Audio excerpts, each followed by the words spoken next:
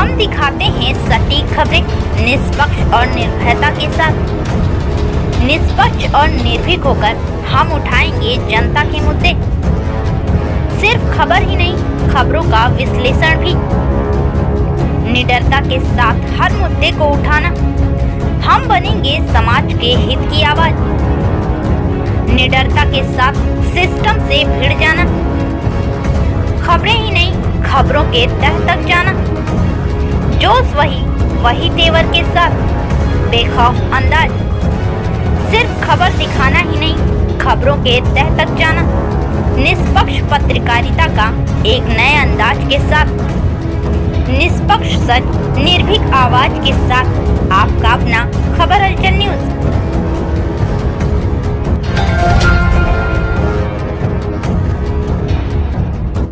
पीठ में पावर आएगा तो धीरे धीरे उठेंगे तो फिर खड़ी होंगी।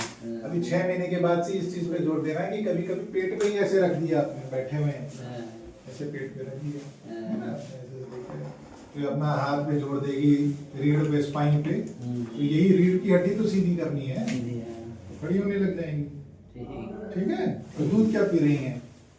दूध वो यही है, पिया था देखिए पहले 6 महीने सिर्फ माँ का दूध पिया जाता है। नहीं तो दूध यार आप इनको ओवर कर देना शुरू किए 6 महीने के बाद से चावल पानी, दाल पानी ये सब शुरू किए हैं। हाँ, शुरू कर दिया है ना, खिचड़ी पतली कर करके चावल दाल को वही पिलाना है। चालू कर दिया। विटामिन D3 का एक ड्रॉप लिख रहे हैं, उसको 6 महीना और देते रहिए अगर नहीं दिया अभी तक। माता जी इनकी ठीक है? हाँ वो तो ठीक है। पहले 6 महीने माँ का दूध पिया है कि ऊपर का दूध पिया? माँ का दूध कहाँ पिया हुआ लो पकड़ ले। ले कुछ भी नहीं ना, कोई बीमारी आज तक नहीं पता चली है। वही जुकाम बुखार ये दवाई नहीं, साधारण सर्दी खांसी बुखार। बस। इनका हाइट भी लेना है वर्मा जी। जी इनका नहीं क्या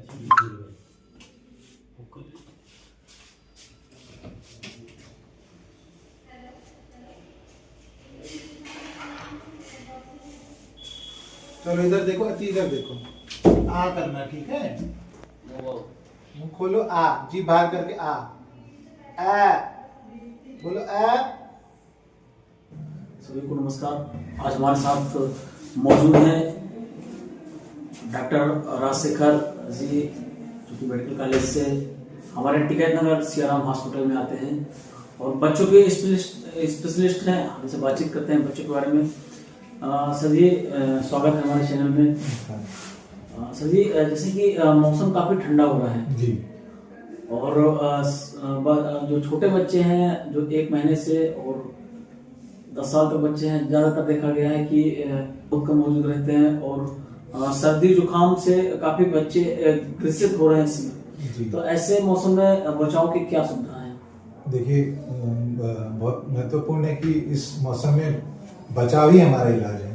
तो हम जितना बच सके, जितना बाहर अगर निकलते हैं तो हम पूरा कवर्ड रहें, अपना वुलन अच्छे से पहने, कान नाक ढका रहे, गला ढका रहे। बेसिक ख्याल जो हम सब रखते हैं, सब जानते हैं, उस चीज़ों को तो रखना ही है कि गर्म पानी हम पी लेते हैं, ठीक है। बाहर का खाना नहीं खाते हैं, ऐसा खाना ना खाएं जिससे हमारा पेट फूल जाए। सर्द में, ठंड में एक्चुअली शरीर की रिक्वायरमेंट थोड़ी कम हो जाती है। ऐसे में आप ज़्यादा खाना खाएंगे तो पेट तो फूलेंगे, पेट संबंधित दिक्कतें होंगी, आपको सर्दी खांसी उल्टी भी बढ़ जाएगा। तो कम खाना है, सॉफ्ट खाना खाना है, हल्का खाना खाना है। सर उसे जो जैसे कि 6 महीने के बाद बच्चों को क्या पोषक आहार दिया जाता है? 6 महीने तक तो 6 महीने तक तो एक्सक्लूसिव ब्रेस्ट फीडिंग, मतलब माँ का स्तन पानी करना है, दूध पानी कुछ नहीं एक्स्ट्रा उस पर। लेकिन 6 महीने के बाद से हम बेसिकली 6 से 12 महीने में बच्चे को तैयार करते हैं कि 12 महीने के बाद वो क्या खाएगा। शुरुआत में जब दांत निकलता है 6-8 महीने के अराउंड दांत निकलना शुरू होता है, तो जाहिर सी बात है बच्चा सिर्फ निगल सकता है, तो हम उसको सॉलिड ठोस खाना नहीं दे सकते हैं। तो हम उनको सेमी सॉलिड ही देंगे, जो भाई ना सॉलिड है ना लिक्विड है, बीच का है। एक चम्मच से हमने सिरप की तरह चीजों को बना दिया। तो जो खिचड़ी होता है, जो आपका चावल और दाल है, उसी को जितना पतला बनाए हम, लोकली उपलब्ध हो, जो भी किस्म का हो, चावल दाल कैसा भी जो आपके घर के सामने मिल जाए, जल्दी मिल जाए, कोई दूर या कोई स्पेशल चीज नहीं खरीदनी थी। चावल दाल को ही पीसा, अपना खिचड़ी बनाया पतला पतला, उससे शुरू कर दिया। फिर उसके बाद 6 से 8 महीने तो आपने दलिया खिलाया, खिचड़ी खिला दी, कभी कभी फल वल के जूस भी दे दिए, है ना। वो भी फ्रेश, जैसे आपने फ्रेश जूस निकाला, ऑरेंज जूस निकाला, तो 1 चम्मच 2 चम्मच वो भी पिला दिया। आप हलवा खिला दिए हल्का सा बना के, आपने खीर खिला दिया कभी भी।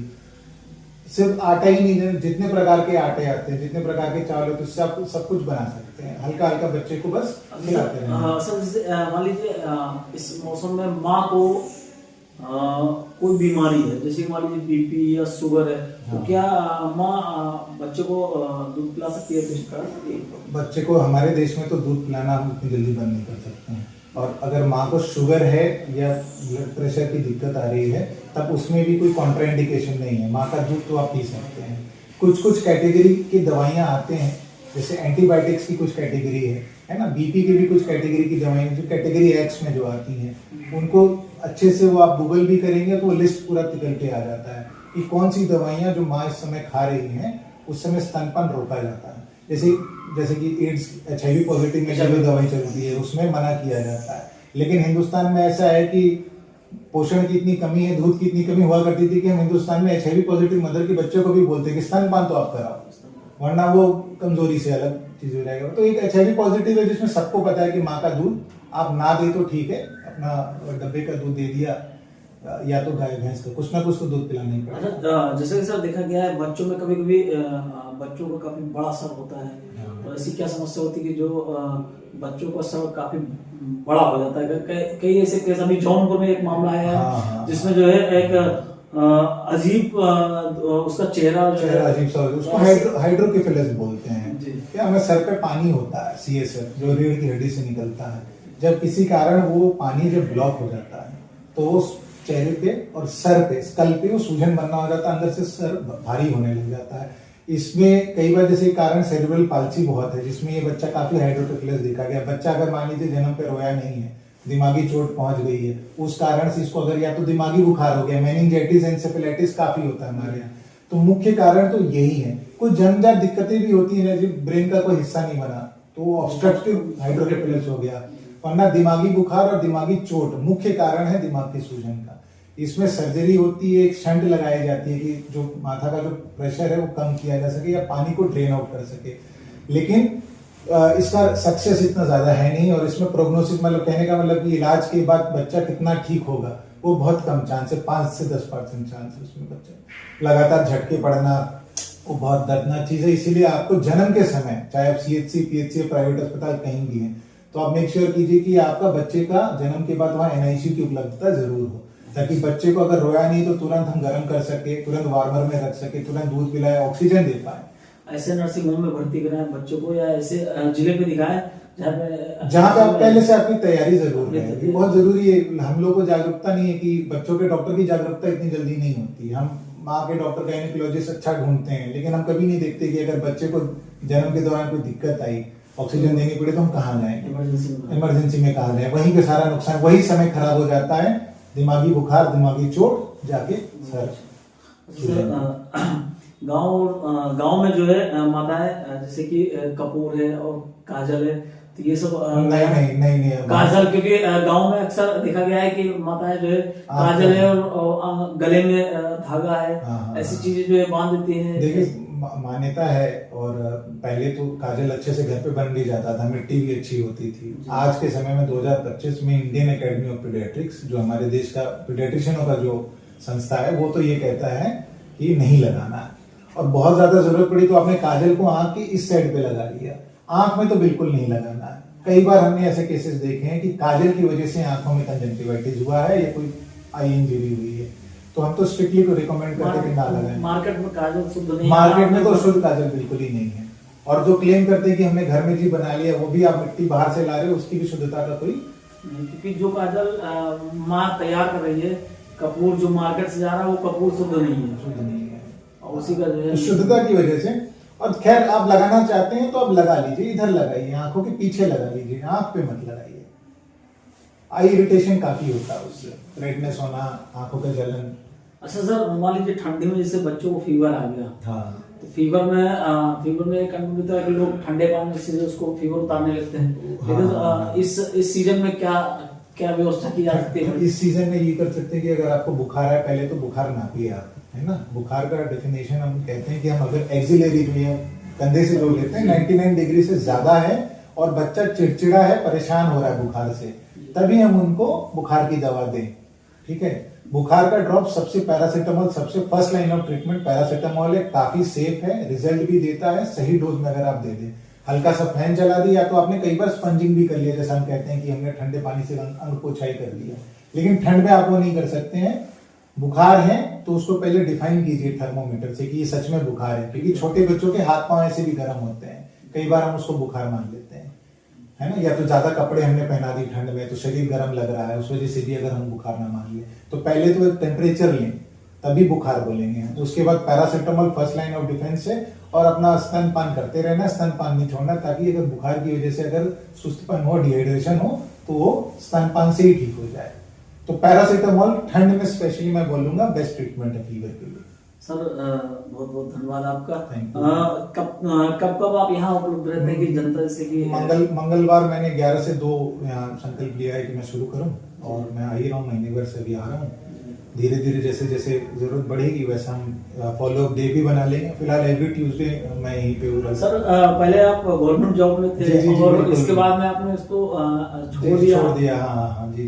मैं 4 साल पहले गवर्नमेंट जॉब में था, फिर मैंने छोड़ दिया क्योंकि मतलब मुझे थोड़ा सा सेटिस्फेक्शन उसमें थोड़ा सा कम लगा। वो एमडी करने के बाद आप चाहते कि आप और काम करें, तो मुझे थोड़ा सा सरकारी नौकरी में दिक्कत हो रही थी, तो हमने उस चीज को इसीलिए छोड़ दिया। आप उसमें मेहनत ज्यादा है, सरकारी नौकरी में उतनी मेहनत हमसे नहीं हो पाई। दबाव भी था, और उसमें जो है उसमें प्रेशर है। देखिए सरकारी नौकरी अगर आप शिद्दत से नहीं कर रहे हैं, है ना, सरकारी में सिर्फ इलाज नहीं होता, बहुत सारी जिम्मेदारी होती है, तो उसके लिए वो डिटर्मिनेशन जो होता है। अब हम डॉक्टर बने थे कि हम सिर्फ इलाज करें, लेकिन सरकारी नौकरी में और भी चीजों को देखना होता है, और जो करते हैं लोग काफी अच्छा है। यहाँ पे काफी अच्छा सीएचसी हमारा चलता है, डॉक्टर्स लोग काफी केपेबल हैं। जी। तो कुछ पर्सनल कारणों की वजह से हमने छोड़ दिया, बाकी ऐसा कुछ नहीं है। आप मंगलवार को जो है मंगलवार को मतलब 11 से 2 मैं आपको यहाँ पे मिल जाऊंगा। आप भी अपने बच्चों को सुरक्षित रखें, और इस वीडियो को देखें कि कब बच्चे को दूध देना है माँ का, और कब बंद करना है, और कैसे पोषक तत्व उसे देने हैं, क्या क्या पोषक तत्व खिलाने हैं, तो इन सभी की जानकारी के लिए और अपने बच्चे को सुरक्षित रखने के लिए, और जब भी आपका बच्चा कभी बीमार होता है तो अच्छे सलाह और अच्छे अनुभवी से मिलने के लिए आप सियाराम हॉस्पिटल जरूर आए, और एक बार सलाह के उपरांत जो है जो भी सलाह मिलती है उसका जो है अगर सही ढंग से आप जो है बच्चे पे लागू करते हैं तो आपका बच्चा सुरक्षित रहेगा। सभी को जय हिंद, जय भारत। जय भारत।